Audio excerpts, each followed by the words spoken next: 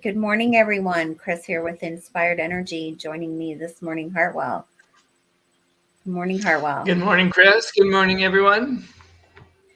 So, we have a few challenges from cat to construction this morning, but we'll try to muddle on through this, which is the nature of reality, right? We have these obstacles and stuff that happen to us. So, today you wanted to discuss reality and what the nature of reality is when it comes to human design. So, you want to start with what approach human design has to reality?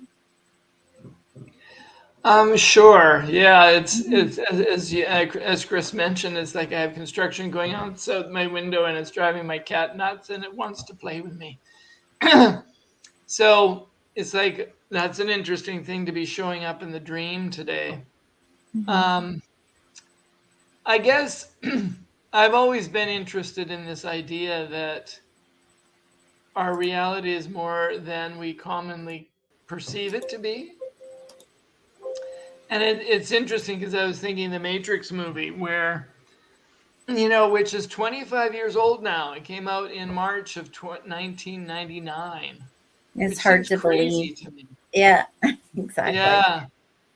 And of course, the whole idea there was that, reality is more than we think about it in our consensus, our normal conversations.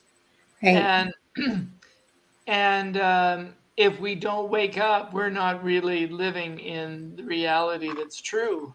Hmm. And ever since that Matrix movie, this has become a common phrase in movie after movie. Life is not what it appears to be. Of Hmm. course, this isn't a new idea, is it? I mean, all the Well, spiritual traditions also, well, you there was know, other movies like Total Recall and movies like that too, right? So, sure. yeah.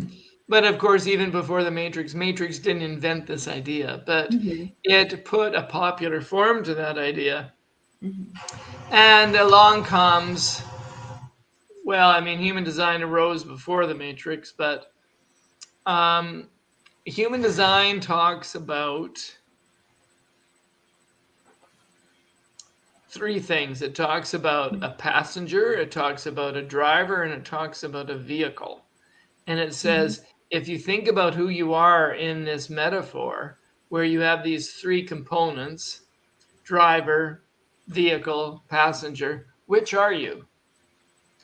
And of course, most of us would like to say we're the driver, right? That's the ego. Well, yeah. But most of us kind of think we have the illusion that we're in control of things. Hmm. Yeah. And all of our messaging, motivational messaging is all about taking charge of our reality. Hmm. Um, but what human design says is that in the head is in your head is the personality crystal, which is representative of your awareness. And in the ajna is a design crystal, which represents the vehicle. So the vehicle is our body, because we know from our past looking at human design that the design side of our body graph, is talking about our hardware, talking about the physical reality that we move through. Hmm. And then we've got the awareness part, which is the personality column, which is the passenger. So we've got the body and we've got the passenger within the body. But then we've got something in the G center called the magnetic monopole, which is the driver. Think about it as a train that is like on some kind of rail, Hmm. like some kind of like our sky train, or a train, or a subway system. Hmm. The driver holds us to the trajectory of our life, of our destiny. It holds us there. We're magnetically sealed in. and we're going to move along that trackway. So our whole job is to wake up as the passenger and appreciate the journey that we're on as a passenger, and relax and sit back and stop trying to take control over the vehicle from from the design side of our chart. Yeah, live our design and our strategy and authority, basically. Get out of the way. Get out of the way. Mm-hmm. And I mean, it's easy to talk about, isn't it? Mm-hmm. But to actually shift our experience so that that's what we're feeling is a very different thing. Mm-hmm. And my mind keeps coming back to that because I think it's very key for us to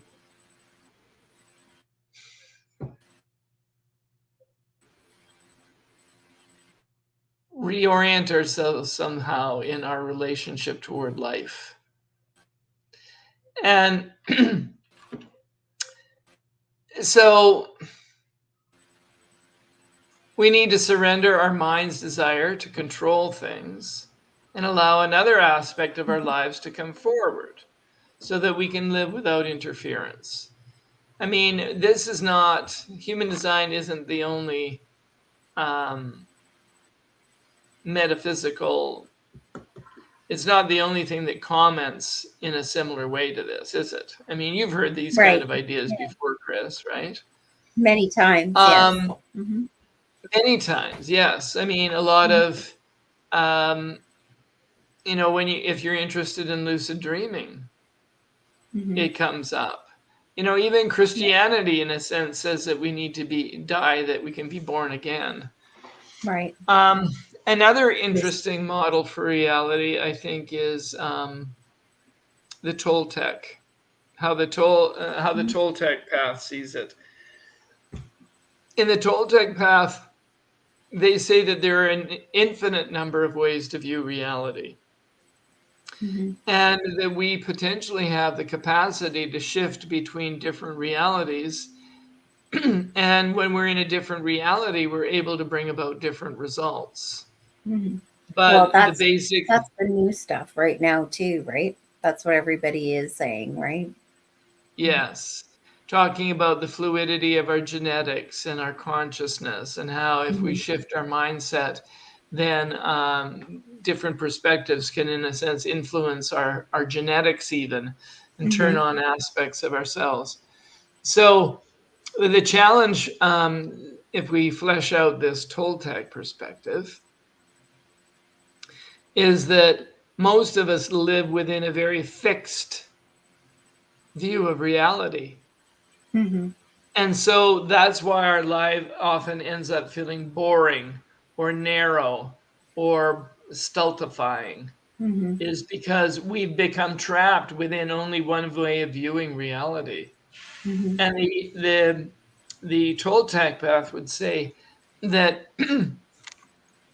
to fulfill our potential, which is to be fluid within this playground of realities, we need to recover through various practices a kind of fluidity. And I mean, say you explore hallucinogens. What that will often do is it will shift your view of reality so that everything seems completely fresh. Because you've never been there before, and because you have broken out of the limited and fixed one, looking out only one window, right?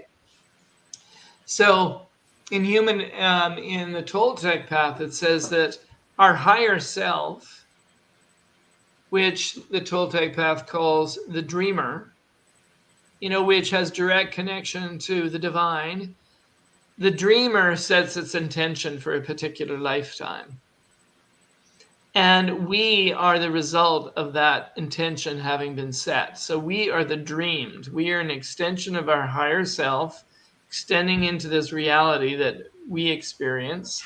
Mm-hmm. and that there's a particular intention that has been set for us before we even arrive here. Right. And through various practices, we can, in a sense, sync up and align with our dreamer, with the intention of our higher self for us in this lifetime, and therefore live a more powerful life. Mm-hmm. So, in the Toltec path, it's called dreaming true.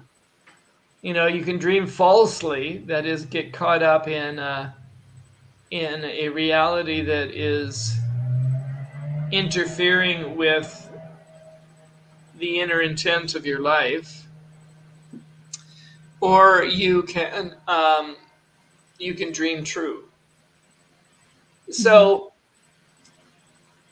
it's really kind of it spins your head around a bit. I mean, for me, Mm-hmm. it does anyway. I don't know how you experience it, Mm-hmm. Kris. But here's this idea that their reality is fluid, it's dreamlike. Mm-hmm. And there may be ways that we can shape that reality. And yet, as in human design says, in some ways there's something that needs to be surrendered so that our ego isn't trying to control the dream. Mm-hmm. I mean, what comes up when you hear these ideas? Because I think this is really worth exploring.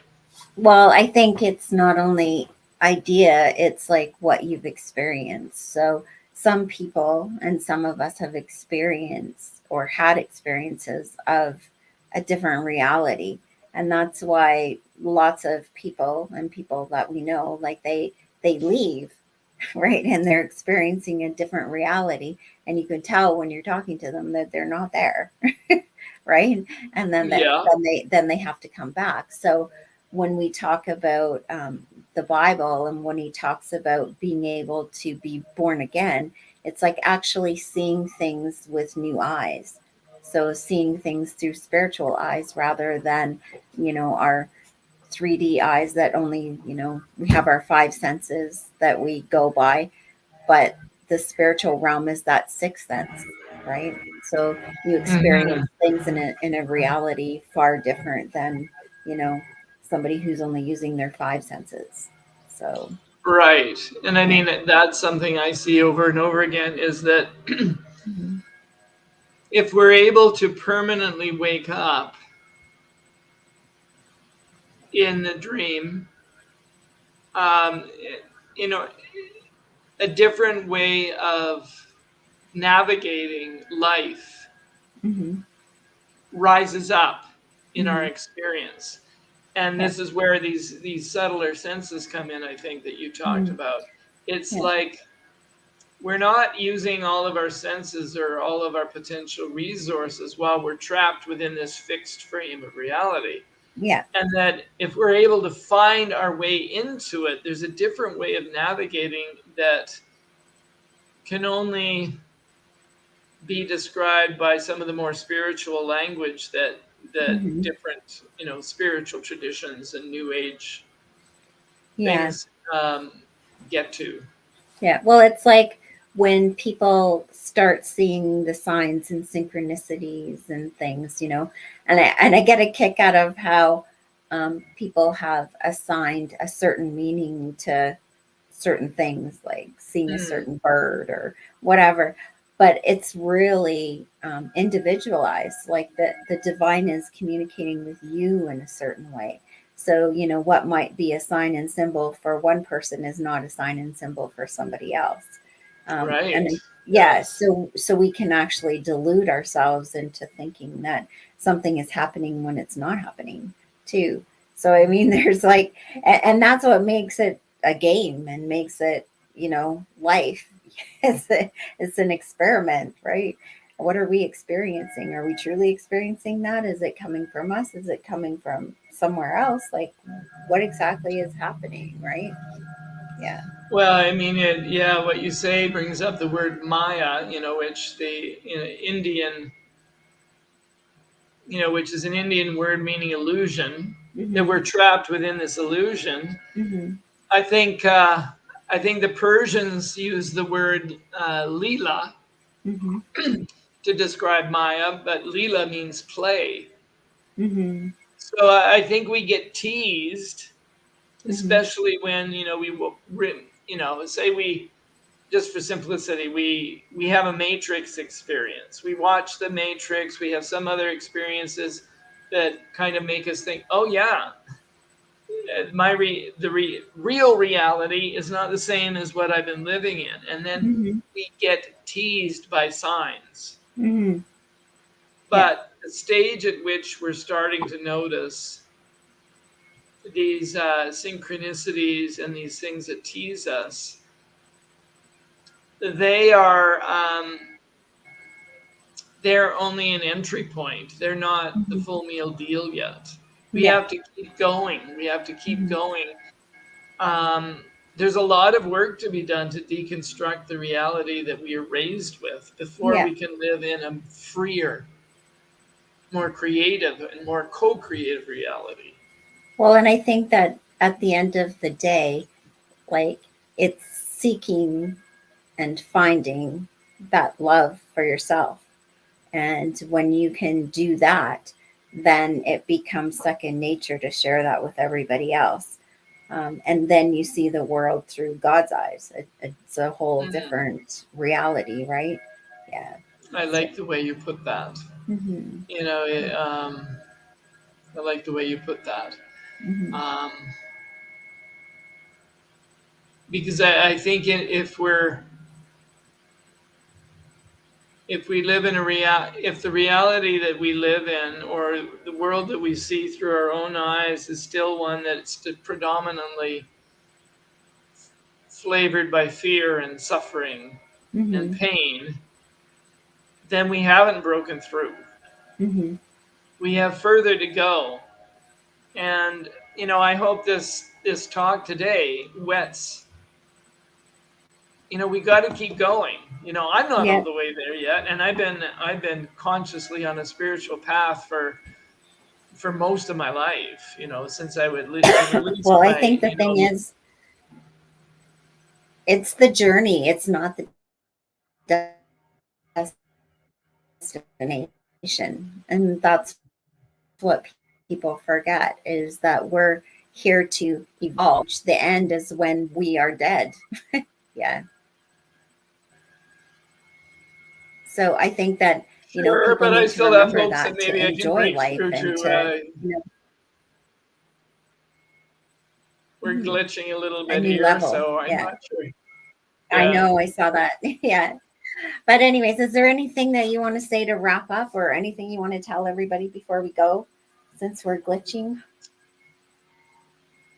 Well, what I want to say to people is keep leaning in to your own journey. Um, keep going. Keep going Mm-hmm. until you find the truth for yourself, whatever that looks like and however you arrive at it.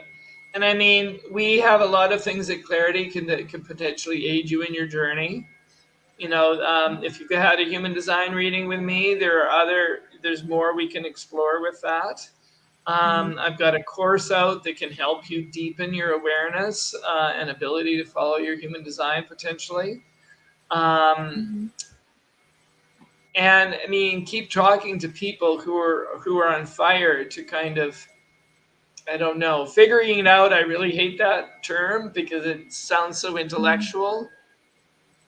And it's And of playing course, it out. I go, pardon, play it It's out. playing it out. Yeah, you just have to Yeah, how is this play. going to play Mm-hmm. out? So Mm-hmm. um,